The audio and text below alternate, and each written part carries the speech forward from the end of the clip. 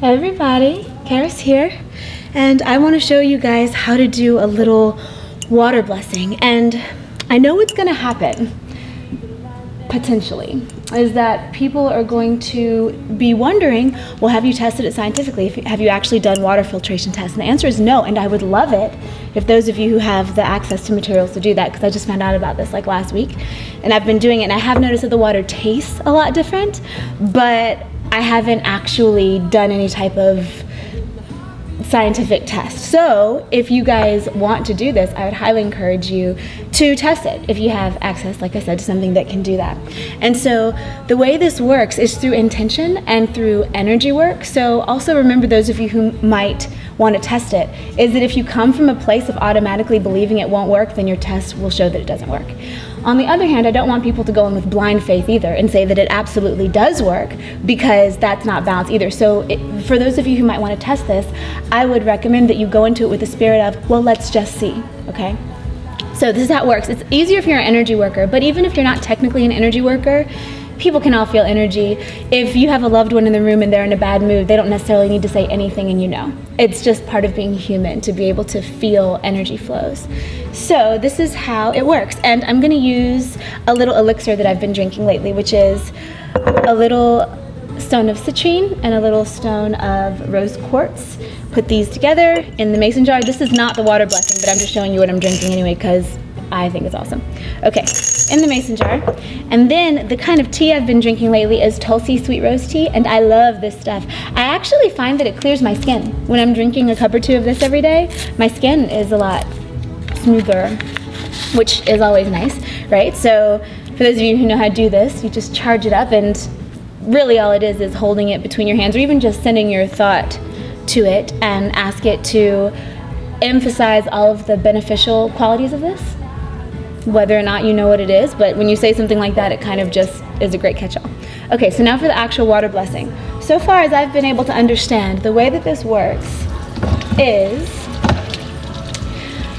that you connect with the full water grid with your consciousness, with your energy. So for instance, I run a lot of energy through my hands, so this is the way that I do it. Now, those of you who run it other ways, maybe you can think of something else that more adequately represents what you naturally do. But for those people out there who are attracted to water, who are attracted to springs especially, I think we have a lot of spring elementals incarnate in the human race who are asleep right now.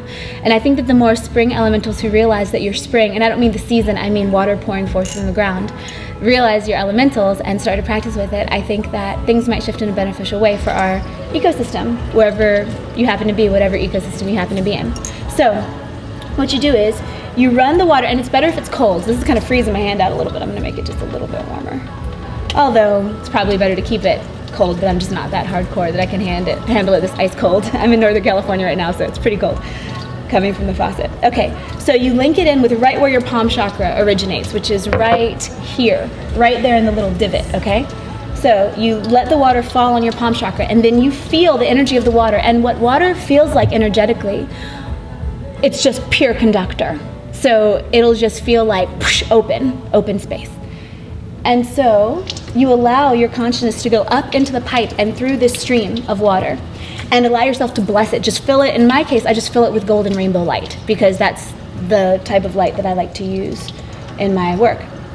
So just fill it up, going all the way up and also all the way down. So just wherever this water touches, and it can just last for as far as you can send it, for as long as it lasts. So it's a good thing to do regularly. Certainly I do it whenever I drink. And since I've been doing this, I haven't minded drinking tap water. Granted, I've only been in places where the tap water is relatively clean. I don't know if I'd go to like Los Angeles and drink the tap water, because the tap water in Los Angeles is always recycled. So it's full of stuff that I might not want to be drinking, but it would be worth a try. I don't know. So anyway, you let it fall on your chakra, blasting the water up and down, and then you make a trough out of your fingers. See how that makes kind of a trough, and it's falling out the edge?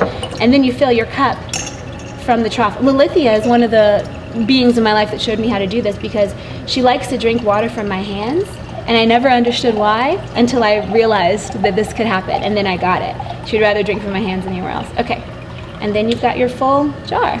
Or I'm actually gonna put a little bit more in. And then what I do with this particular elixir is I like to put in a sprig of fresh, right now it's oregano, because that's what I currently have as a fresh plant.